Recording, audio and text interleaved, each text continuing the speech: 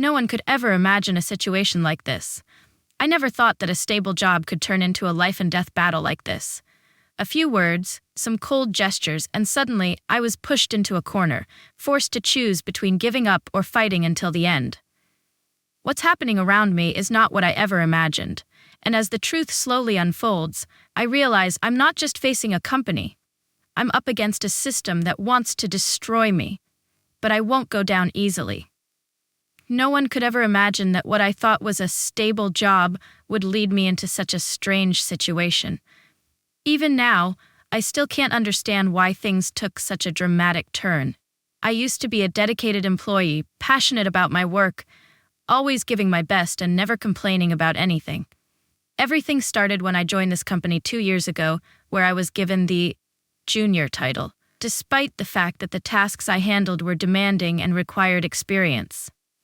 I never complained, never asked for more, just wanted a steady job and some recognition from my superiors. However, the more time passed, the more I sensed that something was off.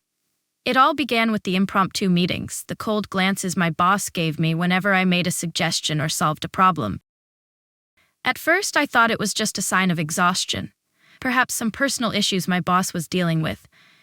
But slowly I began to feel a noticeable shift in how I was treated. One day, my boss assigned me an important project, telling me this was my chance to prove my abilities. I worked through the night, completing everything on time and even going beyond what was required. But their response left me bewildered. My boss simply said, "You did well, but not enough." I couldn't understand what not enough meant. Every day, I gave my all, yet praise was never given. Instead, more and more tasks piled onto me, even though I never asked for them. I started to feel like a tool, constantly working, but never appreciated. It only truly blew up when I overheard an unexpected conversation from one of the higher-ups. They were saying they weren't sure if I deserved my current position and might deal with me if things didn't improve. That comment was a punch to the gut. I never thought I'd be treated this way, especially when I always gave my best. I began to feel trapped. The gossip, the cold attitudes, it was all starting to get to me. It seemed like this company was no longer a place where I could find support or opportunities for growth. Instead, it felt like I was becoming invisible, a necessary part of the puzzle, but completely overlooked. That feeling, from being invisible to being worthless, was truly overwhelming. But I'm not the type to give up easily. Even though things were getting tense and my relationship with my boss was growing worse, I remained determined not to let them break me. I knew I had the right to defend myself, but at times the helplessness and unspoken words made everything more complicated. There were moments when I wanted to quit, but deep down I understood one thing. I couldn't let them win. After overhearing that conversation that wasn't meant for me, I felt the ground beneath me shift. Every word, every cold remark from my boss hit me harder than I expected. It was as if I had been living in a bubble, unaware of the reality around me. The truth, harsh and unspoken, was that I wasn't just being underestimated. I was being pushed aside, relegated to the position of an expendable tool. The thought of being deliberately sidelined by people I trusted was more than I could bear. The realization hit me like a ton of bricks. I couldn't just sit back and wait for my inevitable downfall. The feeling of helplessness and frustration only made things worse. It felt like I was nothing more than a puppet in the hands of people who didn't care about my contributions. The two people who were supposed to guide and support me had already decided I wasn't good enough, and they didn't even need to provide any justification. As long as I didn't fit their image of what was enough, I was dispensable. I had given everything I had, yet it meant nothing to them. The work I did, the sacrifices I made, it all seemed so pointless in their eyes. But a part of me still refused to give up. I'm the type of person who believes in fairness, in the idea that hard work should be recognized and rewarded. And this wasn't right. Why was I being treated like this? Was I truly that bad at my job, or was there something else going on? These questions kept swirling in my head, making it harder to focus on anything else. But instead of feeling lost, I decided to take action. I couldn't just sit and wait for the situation to get worse. I had to do something. Initially, I thought I could just stay focused, do my job, and see what would happen. But then it hit me. If I stayed silent, if I kept going along with it, nothing would change. No one was going to stand up for me. No one was going to fight my battles. It was up to me to defend myself.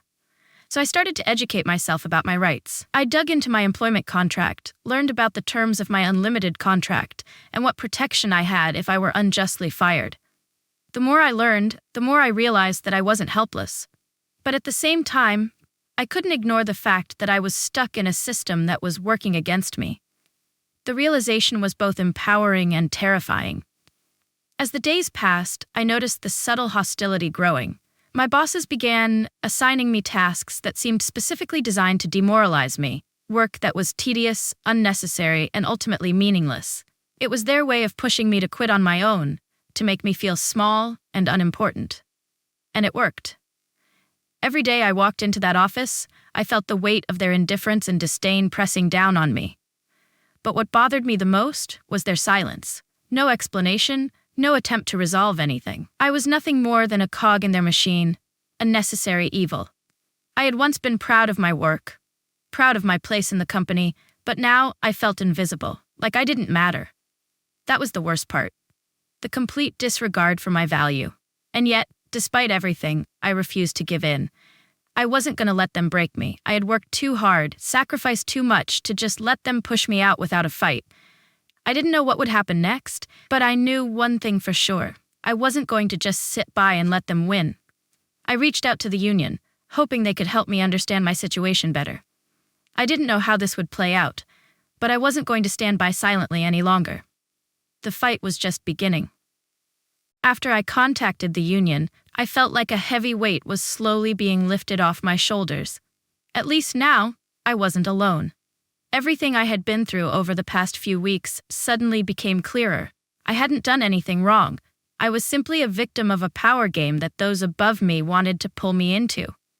But while I felt ready to face whatever came next, I didn't expect the company to make such a sudden and incredibly crafty move. A week after I notified the union, I was asked to attend a meeting with my boss, along with a few other managers.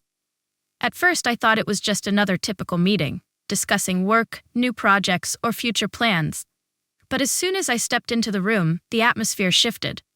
I could feel the tension in the air, like there was a snake lurking in the shadows, waiting for the right moment to strike. An uncomfortable feeling settled over me.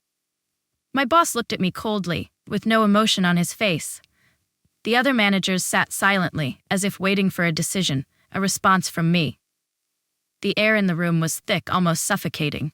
I sat down, trying to remain calm, but inside everything felt like it was falling apart. How could I face these people who had put me in this situation? The conversation started with vague questions about my performance, vague criticisms without any concrete backing. "Your work hasn't been good enough," they said. "We're not satisfied with the results." But I couldn't just sit there and listen to these baseless accusations anymore. I asked them to provide specific evidence, clear examples of how I hadn't performed. But, as I had expected, they couldn't give me anything. Their criticisms were just a cover-up for the decision they had already made. I wasn't just a victim in this game. I was the prey they had set their sights on. Then they shifted to something else.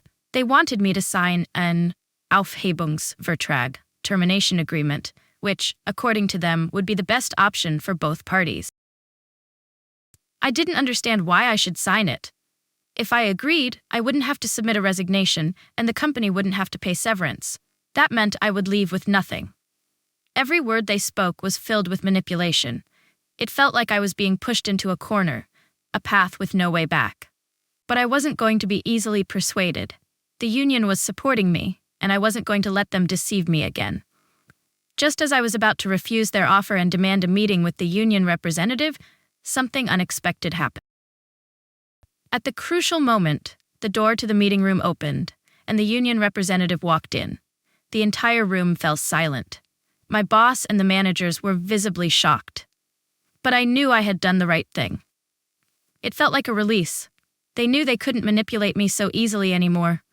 I was no longer fighting this battle alone. The people who stood by me had begun to speak up. Those I once thought were unbeatable were no longer in control. But I also knew that this was just the beginning of the fight. After the union representative walked into the room, the atmosphere in the meeting changed instantly. Seeing the surprise on my bosses' and managers' faces, I felt like I had won a small victory. But right then, I also realized that the battle wasn't over. The tension in the room didn't ease at all. I could sense their nervousness, but there was also a certain determination, as if they were trying to find a way out of the situation without letting me win completely. The union representative started asking them questions I couldn't. "Do you have any evidence for the criticisms against her?" he asked. A simple question, but one that left everyone in the room silent. Their answer was just silence. No one could provide concrete proof regarding my work. All they had were vague comments, assumptions, and personal opinions. The union representative didn't let them escape this tension easily. He continued to demand a transparent investigation into why they wanted to terminate my contract without clear grounds. At that moment, I felt like I was standing at the edge of a cliff. I couldn't say anything, only listen as those around me fought for my rights. I realized that it wasn't just me fighting anymore. I now had strong support from the union and those around me. This was something I hadn't dared to dream of before. But even then, conflicting thoughts still ran through my mind. Could I really continue to endure in this environment? Would the company let me go after this confrontation? The meeting went on, and I felt like I was in the middle of an endless battle. Their words still felt like attacks, aimed at me with coldness, trying to make me feel like I wasn't good enough. But the more I listened, the more I realized they didn't have a solid reason. All their criticisms seemed to be nothing more than excuses for their actions. No one could give a valid reason to terminate my contract, and they grew more and more flustered as they couldn't provide any evidence. Finally, the union representative requested another meeting next week, with higher-level company members attending. This meant we had more time to prepare and counter any moves. But inside, I felt a sense of unease. Would the company accept this, or would they come up with new tactics to corner me further? I couldn't predict it, but one thing was certain. I wasn't going to let myself lose this fight. The next meeting took place the following week, and I have to admit, I felt more tense than ever. Even though I had prepared myself and had the support of the union, I couldn't help but worry about what would happen. In the days leading up to the meeting, I tried to keep my composure, but the closer it got, the more nervous I became. I knew that this meeting would determine everything, and I had to make sure I didn't let myself be defeated. That day, I walked into the meeting room fully prepared. The senior leaders in the company, who I had never met directly, were all present. The atmosphere in the room was still heavy, as if no one wanted to speak, and everyone was waiting for someone to make the first move.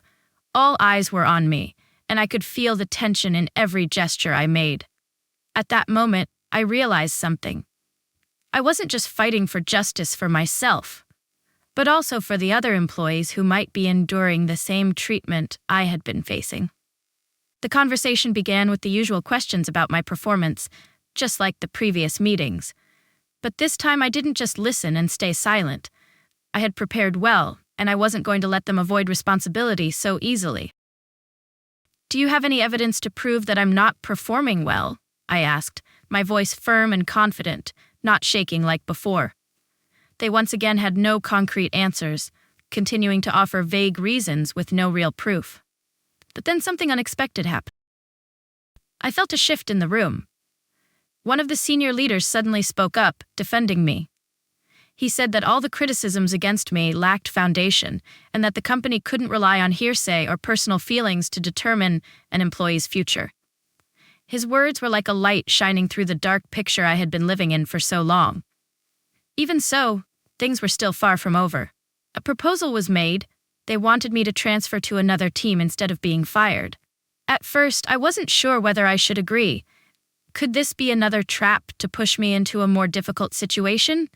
But I decided that at least this would give me the chance to keep my job and avoid an unpleasant exit.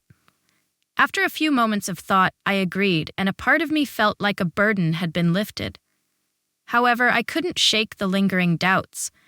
Was this the truth, or just another scheme to remove me from the company without having to pay any severance? But no matter what, I decided I wouldn't let myself be forced out again. I would continue fighting. No matter what the outcome was, I wouldn't back down. By the time the meeting ended, I realized that I hadn't just defended myself, but had made them reconsider their actions. I wasn't someone they could easily defeat.